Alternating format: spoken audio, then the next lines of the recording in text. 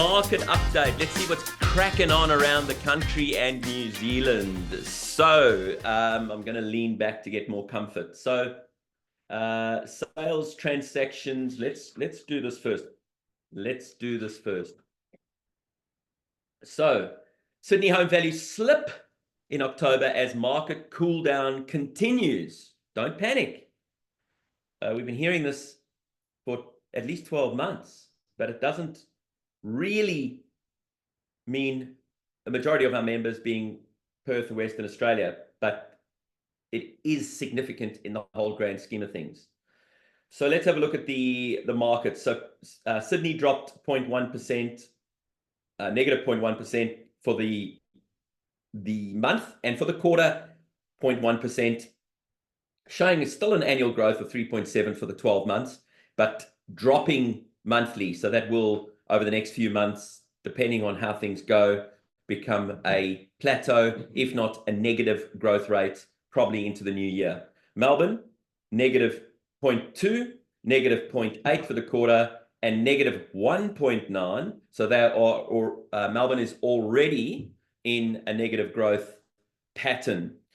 Brisbane still chugging along nicely, 0.7 growth, although down, 2.4 for the quarter, although down, and 13% for the 12 months, although down.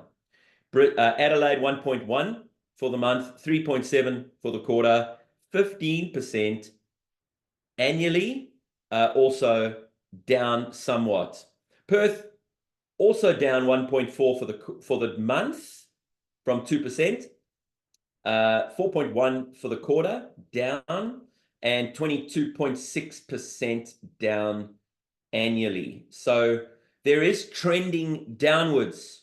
That is clear, even though Perth is not showing anything drastic. It is present. We will look further. Combined capital cities, 0.2 growth, 0.8 for the quarter, 5.9, still showing the capital growth for the combined capitals.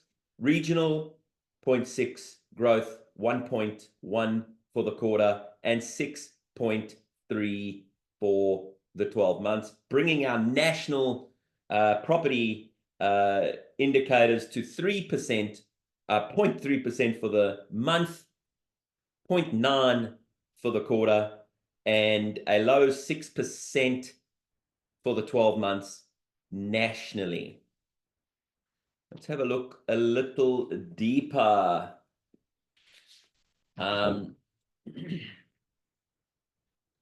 So CoreLogic, obviously that's where we get our figures from, recorded a 0.3 rise in October, the 21st month of growth since the cycle commenced in February. So we've had 21 months of growth, which is staggering, really, if you think about it. Albeit 0.3%, it's marginal, it's almost a plateau, but it is still a growth for the 21st month in a row. The subtle positive movement was supported by a mid-sized capitals led by Perth, of course, 1.4 over the month, offsetting declines in Darwin, Canberra, Melbourne, and Sydney, as well as regional Victoria, which is very interesting. Annual growth in national home values has continued to ease, reducing to 6% over the last 12 months, ending October, down from 9.7% in February. The 0.1 fall in Sydney home values was the first monthly decline since January 2023. A combination of less borrowing capacity and broader affordability challenges, as well as a higher than average share of investors and first home buyers in the market, is the most likely explanation for the stronger conditions across the lower value cohorts of the market. So while the mid-sized capitals are still leading the pace of value growth, these markets are still losing momentum. Perth continues to lead the nation with a 1.4 rise, as mentioned before, but this is well down from the growth seen in February. Slower growth in home values has been accompanied by a rise in advertised stock levels. What goes up must come down. So if the prices are coming down, stock levels must be rising. We're in a supply and demand commodity business. Despite the rise in listings across the mid-size capital, Perth, Adelaide, and Brisbane are still seeing advertised stock levels more than minus 20% below the 5-year average. So still showing low stock levels for Perth, Adelaide, and Brisbane. Hence, we're still seeing growth in those sectors. With higher levels of advertised supply and less purchasing activity, selling conditions have loosened. Let's look at the rental market. National rents rose by 0.2% in October, a subtle bounce back from weaker growth over the previous 3 months, but less than a third of the 0.7 monthly rise recorded in October of the past 3 years. Annual rental growth has dropped to 5.8%, the smallest annual rise in the National Rental Index since 12 months ending April 2021. The easing in rental growth is good news for inflation, with rents comprising one of the largest weights within the CPI basket. Consumer Price Index is CPI. The annual change in the rental component of CPI has already started to trend lower. So things are getting a little bit more under control. Let's read further. Weaker rent trends in the unit sector have slowed rental growth. Although rental trends are easing more visibly across the unit sector, some cities have also seen a decline in housing rents over the rolling quarter.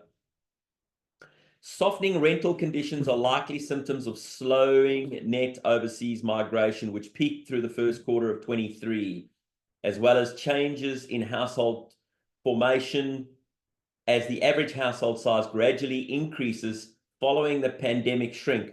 I thought that was interesting.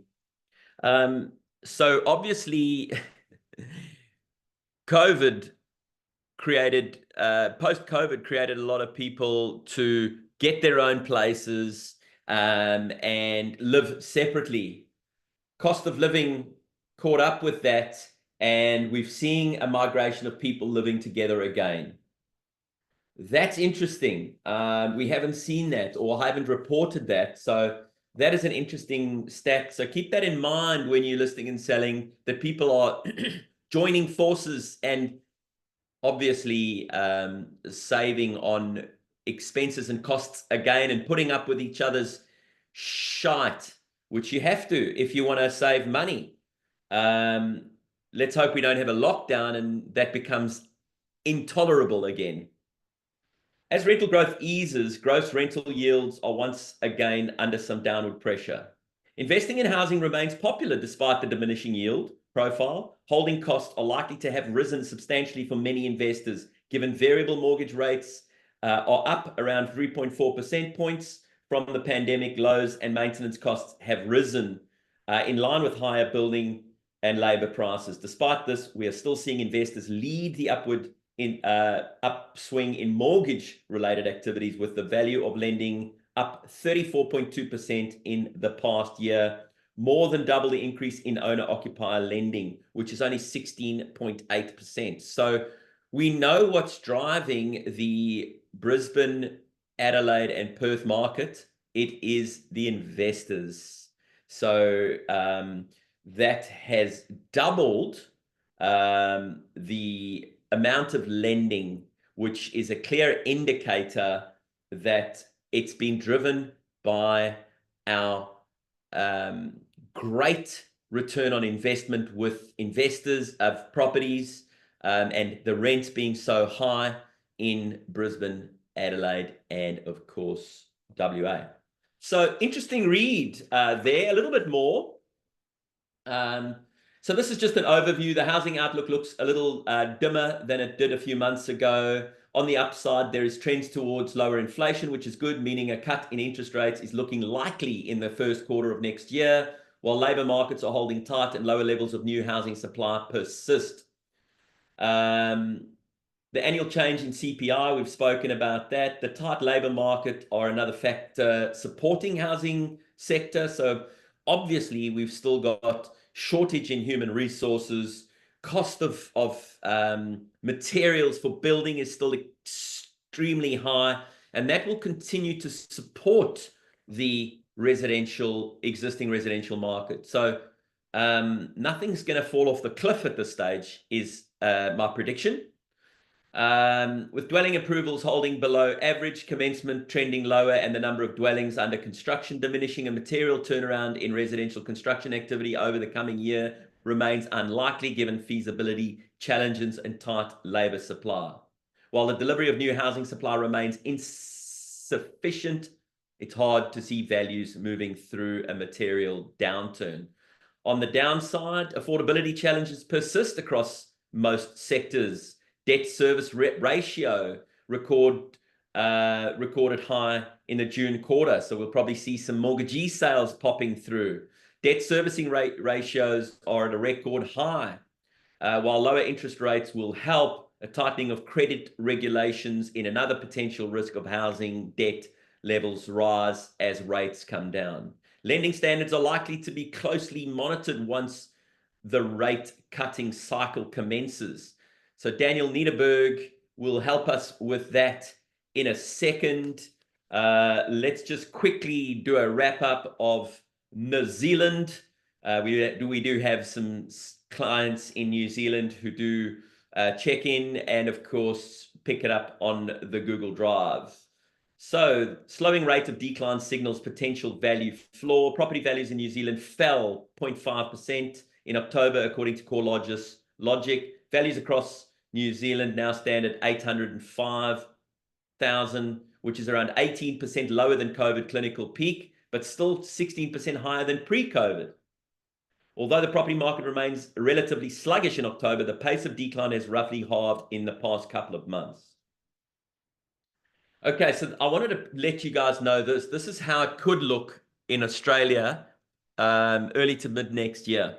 Auckland showing a 0.7% decline for the month, 2.3% decline for the quarter, and a 5% decline annually. Hamilton, 0.7% decline for the month, negative 2% for the quarter, minus 1.1% for the year. Wellington, minus 1.2%, minus 3% for the quarter, and minus 4.3% for the annual. So taking in consideration that New Zealand is usually quite ahead of us and we tend to follow the trends, don't ask me why. Maybe because they're a micro market.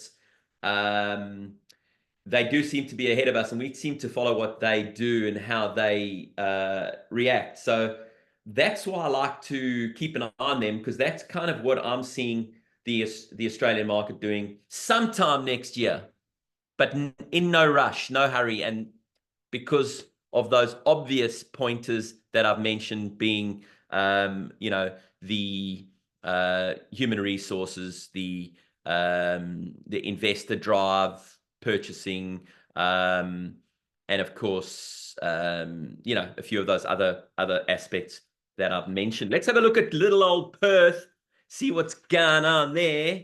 Let's see what's going on in Perth. So 4,996 properties available in Perth, 1,000 up from a few months ago. Sales were good. 1,024 sales. So sales are going to be good. I'll talk about that after I've reported this and what my prediction is for you Perthians. Then, of course, the 601 properties leased and only 1,941 properties available for rent in Perth.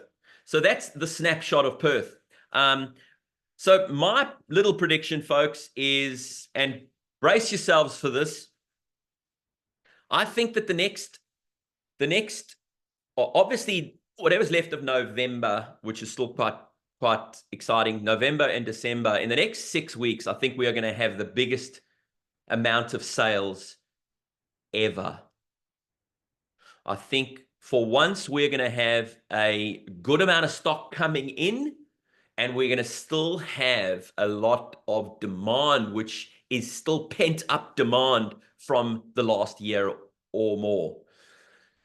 So my theory and my opinion would be list everything that you can get your hands on, because you're going to have probably the best 6 weeks of selling in real estate. Trent, I want to hear what you're laughing at in a minute, but hold that laugh. I think we'll probably have a small shutdown in December, which we always do for Christmas. And then I think it is going to pick up very quickly again in January, February, and we're going to have some serious, mopping up of the stock that floods to market. And then we're going to see stock levels blow out. So the pinpoint of it is going to be how much stock we've got going into winter. If we go into winter with circa 7,000 or 8,000 properties listings, then I think the winter will not be able to sustain that. We'll probably drop to about 6,000, and then the end of next year we'll blow out to over 10,000 properties. That's my prediction. Coin it if you like. You heard it here first.